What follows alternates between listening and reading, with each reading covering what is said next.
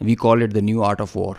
This BVR fight of a couple of dozens up to 70 from their side, about 40, crossing 100, is the first ever in the history of aviation. It is going to be taught as a textbook case and a study and a reference material in the aerial combat history. I will distill some tactical details for you because they impact on the larger strategy, and run through very quickly so as to bring you all up to speed on what happened and how did it happen.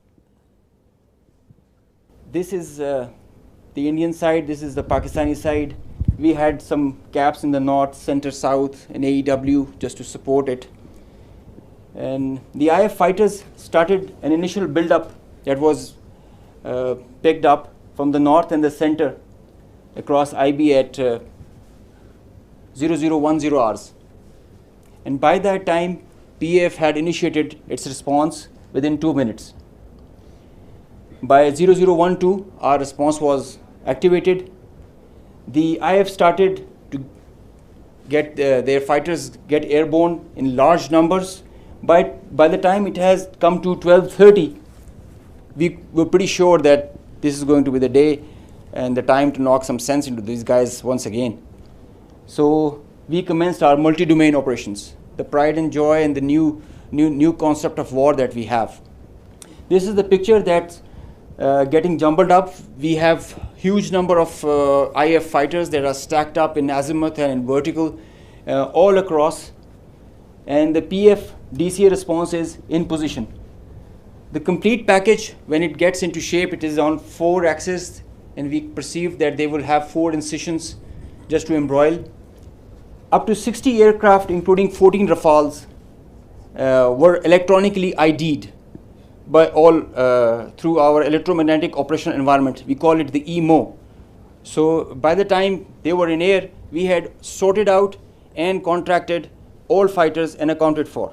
The 60 number, that augmented to 72 through their scrambles that kept on coming just to reinforce and supplement and to saturate the air defense. They thought they could do that for the Pakistani ADGE, air defense ground environment. The complete DCA package response by Pakistani side was also there. We had 42 high-tech aircraft on our side, and the strategy was to have force concentration in our selected AOR and fight at our own strength. PF fighters ensured Pakistan's air sovereignty, and because of that, we first rerouted all civilian traffic that was about to go from Lahore, Islamabad, and this area, because we thought that this is going to be the hot plate. So we wanted safety for all the civil airliners. When they had seen this kind of a strong defense on our side, they resorted to launching their air-to-ground weapons while being cis frontier. And as soon as they had launched the weapons, we could ID that instantly. And the Chief of the Air Staff, as I mentioned, he was in the COC. He has been there for a couple of nights. I have seen him there. So when I said that he spearheaded and he led from the front, he really did that. And he changed the contract. We were given the rules of engagement first to deter. And as soon as this thing happened, we changed our rules of the game in the air from deter to assure kill, deny own loss. PF strategy changed. We had a plan. We thought that Indians, the last time they said that they would have Rafales and they could have created any difference. So we targeted their center of gravity and the Rafales. That's why you see good numbers for that. We would have had more numbers, but we showed restraint. Ladies and gentlemen, the thing about this whole playtime was this thing lasted for more than an hour. With so many large number of aircraft, so many large number of aircraft on both sides, with so many grinds, and the flow of the BVR, the modern warfare has changed so much that the long stick, the employment is if you don't shoot, you get shot. So that is why the art was to employ them optimally, and that was a big challenge for us. That is why I say that it has never happened before.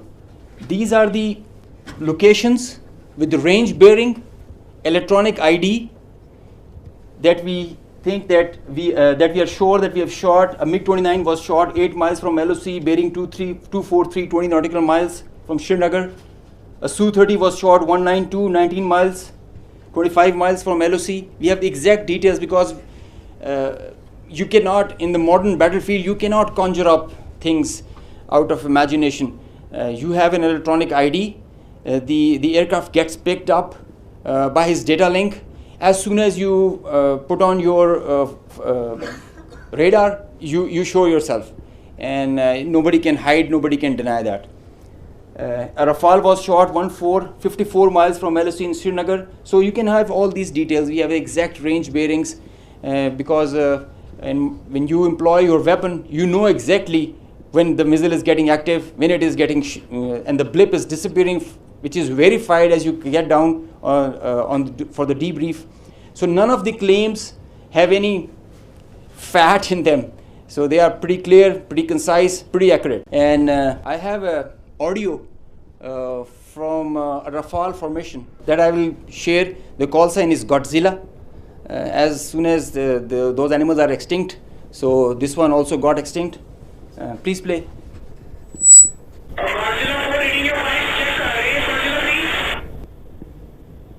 So he's asking whereabouts of his formation member.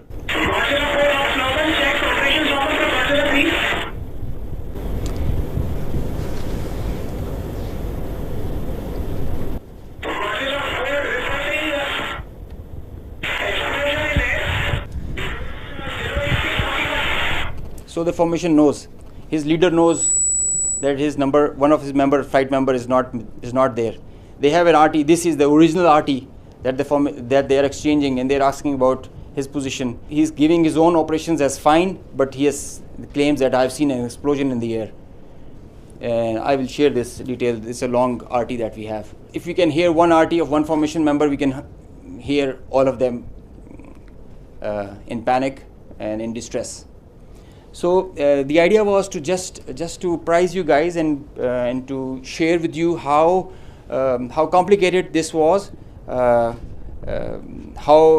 this example can be taken not to do when you know that the adversary has the long stick. But I must say that it is not the equipment that matters all the time. It is the training, it is the leadership that gives you the direction and the ownership that it shows. That's what matters. And the training, the operational competence that the whole formation has. And I hope they are slow learners, but I think they can get the drift of not doing it again. Thank you.